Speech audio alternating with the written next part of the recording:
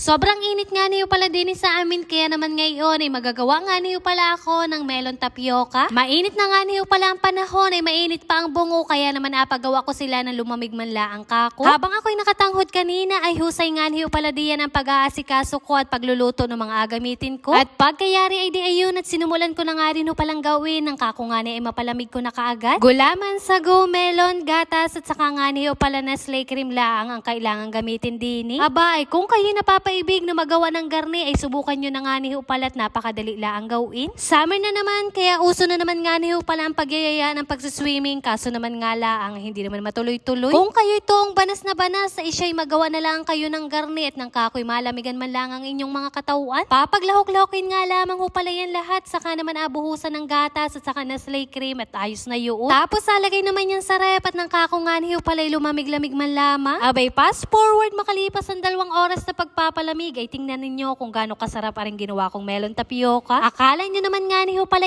ice cream na naman yan. Ayan man din naman hoy, hindi man inagatatapon din talagang baonan ulagayan. Malimit ay baonan ng kanin, pero mas malimit ay nalagyan nga niyo pala yan ng isda, kaya naman napapagkamalan ni Kiona na ice cream. Kung sa iba nga niyo pala inatapon ng ganyan ay talagang din sa amin ay atagot mapapakidabangan pa. Sakto nga niyo palang pagbaba ko ng bahay ay nakita ko naman aring aking kaibigan ay kako nga ni baba muna at tumuloy din sa may amin. Sakto namang may apuntahan siya, ikakuman din naman nga ni hoy pumanhik muna at na makapagmerienda man laang. Ay di ayun at pinatikim ko muna nga ni pala siya nung aking gawagawang melon tapioca. Tingnan pa naman ninyo at sarap-sarap. Kakatuwa man din naman hot kahit kainitan ng araw ay talaga namang tuloy sa kanyang pagtatrabaho. Kinahaponan naman ay nagchat na naman nga niyo pala sa akin yung kaibigan ko, tinapakayayaya nga ni ako sa punsyonan. Aba ay sino baga naman ang matanggi sa grasya at kakuman din naman ay kami mapunta at na makalibre malaang ng hapunan. Kaso ka nga naman ay rin si Lisha gusto din ay maokyabit, ay kakuman din naman ay adalhan na laang. Ay di ayun at kaming dalawa na nga lamang ho pala ni Ate Kiona ang tumuloy. Kakatuwa nga lamang ho pala at kanina pa kami napakahintay-hintay at pagpasok man din namin ho din ay talagang kami hinayin na nakaagad. Tingnan pa naman ninyo kung gaano karami yung nakahain sa amin. At mapapasabi na lang man din naman ho ako na nakalibre na naman kami sa lagay na ari. At isa pang nakakatuwa ay talagang manang-mana si Kiona sa kanyang pinagmanahan at hindi man lamang nahihiyang kumain din. Ay di ayun at kumuha na nga niyo pala ako ng sakto kong akainin at pwedeng-pwede man din hong bumulos at malapit laang. Anong giliw ko nga niyo pala din kay Ate Liway, talagang kami nagakain pa lamang ay napakaabot-abutan na kagad ng tsokolate. Kako naman nga ni hoy salamat at kami nakatikim na naman ng masarap-sarap at galing pa man ding abroad. Ay hindi pa man lang man din naman ho nauubos yung aming pagkain, ay talaga namang panay ang dala nila din sa may amin. At ayaw pa man din naman ho magpapigil at apag-sharon pa nga daw kami nang kami may dala-dala pa uwi. Mapapasabi ka na nga lamang hong dumating na walang-wala ay mauwing hindi madadalat, talaga namang napakaraming isinaron. Ay siya'y salamat na nga lamang ho pala sa inyong pangungumbida at kakuman din naman ho sa sunod na lamang ulit. Isa sa napakasarap din sa probinsya yung mamumunsyonan kang kumain ka na nga ay may dala ka pa pauwi. Ay shoutout nga niyo pala sa aming mga kabarangay na ari, talaga namang kami binusog ng todo. Ay paano ba gahuyaan hanggang din nalaang at mauwi muna kami. At yun lamang for today's video. Maraming salamat sa inyong panonood. God bless.